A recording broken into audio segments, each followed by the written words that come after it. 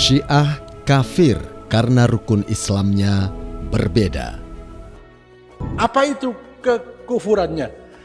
Saya tanyakan, kalau ada orang, ia sholat, ia zakat, ia puasa, ia haji, tapi tidak mengakui bahwa syahadat adalah rukun Islam, Muslim tidak? Tidak ya, mantap. Orang yang tidak beriman kepada hari akhir, Muslim bukan? Bukan. Nah, apalagi kalau rukun imannya beda.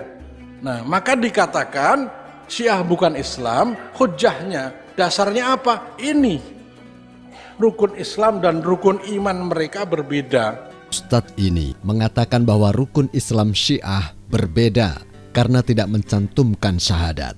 Berarti Syiah tidak mengakui syahadat sebagai prosedur seseorang masuk Islam.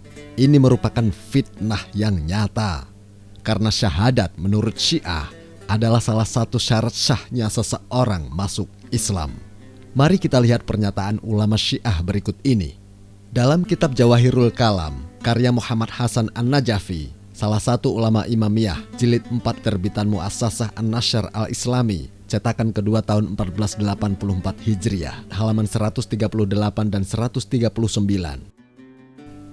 Syekh Najafi berkata, karena perkara ini adalah berdasarkan kekafiran mukhalif, yaitu orang yang tidak meyakini keimamahan Ahlul Bait alaihi salam. Dan hal ini sudah diketahui kerusakannya karena terdapat riwayat yang tidak dapat dijadikan hujah dari perbuatan para ulama Imamiyah dan dari sejarah yang benar yang menunjukkan bahwa Islam seseorang syah dengan mengucapkan 2 kalimat syahadat. Kami tegaskan, Islam seseorang syah dengan mengucapkan 2 kalimat syahadat. Dari pernyataan ulama Syiah ini terbukti bahwa Syiah pun mengakui syarat utama seseorang masuk Islam adalah mengucapkan 2 kalimat syahadat. Sehingga apa yang disampaikan oleh Ustadz ini adalah kebohongan besar yang dia sampaikan kepada orang awam. Jika Ustadz ini merujuk dan membaca kitab-kitab ulama Ahlus Sunnah yang lain, pastinya dia akan menemukan berbagai redaksi hadis yang tidak menyebutkan syahadat dalam rukun Islam. Kami tunjukkan kepada Ustadz ini beberapa riwayat yang tidak memasukkan syahadat ke dalam rukun Islam. Sahih Bukhari yang diterbitkan oleh Dar Ibn Katsir, cetakan ke-1 tahun 2002 Masehi, halaman 338 dan 339.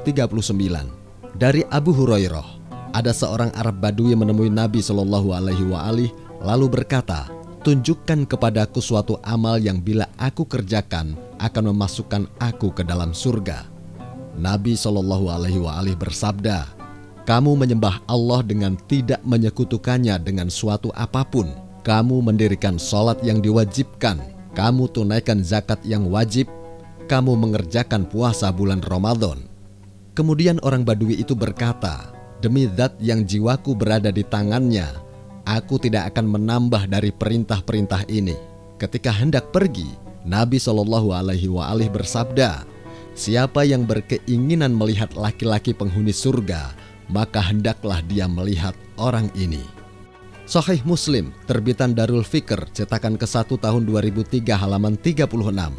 Dari Jabir, bahwa seorang laki-laki bertanya kepada Rasulullah Shallallahu Alaihi Wasallam, apa pendapatmu bila saya melaksanakan sholat wajib, berpuasa Ramadan, menghalalkan sesuatu yang halal dan mengharamkan sesuatu yang haram, namun aku tidak menambahkan suatu amalan pun atas hal tersebut?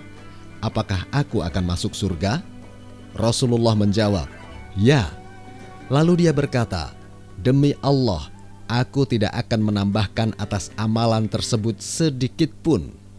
Bahkan ulama Wahabi yaitu Ibn Baz menambahkan jihad sebagai rukun Islam yang ke-6.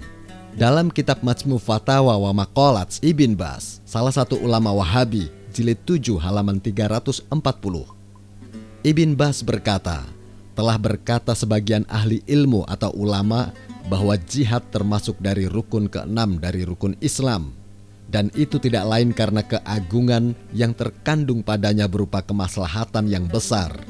Maka ia adalah bagian yang besar dan kewajiban imam yang besar yang berlaku dengan jiwanya, hartanya, lisannya. dan itu akan menjadi jenis kemudahan yang membantu para mujahidin untuk melawan musuh mereka.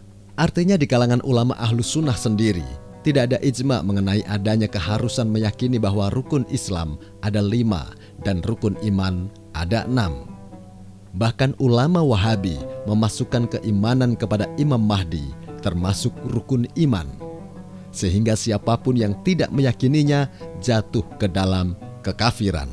Kitab Al-Irsadu ila Sahihil I'tiqad karya Shaleh bin Fawzan, salah satu ulama Wahabi, terbitan Kerajaan Arab Saudi, cetakan kedua tahun 1412 Hijriah, halaman 196. Shaleh bin Fawzan berkata, saat hari akhir telah diikuti dengan tanda-tanda yang menunjukkan dekatnya kejadian tersebut, yang namanya Asratus Sya'ah atau syarat-syarat tibanya kiamat. Kita patut mengingat pentingnya syarat-syarat tersebut, karena mengimaninya adalah wajib dan termasuk pokok akidah. Kitab Fatawa Nurul Al-Adab karya Ibn Baz, jilid 1 halaman 355. Pertanyaan, di kalangan kami ada seseorang yang mengingkari Al-Masihud Dajjal dan turunnya Isa alaihi salam, Ya'juj wa Ma'juj, dan tidak meyakini sedikit pun akan hal itu, bahkan mengklaim tidak sahihnya riwayat-riwayat tersebut, padahal dia mengetahuinya. Ibn Baz menjawab, orang seperti ini kafir, na'udzubillah, karena dia telah mengingkari sesuatu yang pasti dari Rasulullah SAW. Beranikah Ustadz ini mengatakan Imam Bukhari dengan sebutan bukan Islam karena dalam redaksi hadisnya tidak memasukkan syahadat, atau memang dia tidak pernah membaca kitab Sahih Bukhari? Ataukah tuduhan itu hanya untuk kelompok Syiah? Mengapa Ustadz ini mempermasalahkan urutan rukun Islam dalam Syiah yang tidak memasukkan 2 kalimat syahadat, sementara di kalangan ulama Ahlus Sunnah, bahkan Wahabi sendiri berbeda-beda? Pertanyaan buat Ustadz ini, siapakah yang mematenkan bahwa rukun Islam harus demikian? Dan siapa yang mematenkan bahwa yang tidak sama rukun Islamnya berarti bukan Islam? Apakah para sahabat juga sepakat dengan hal itu? Semua penilaiannya kami serahkan kepada pemirsa.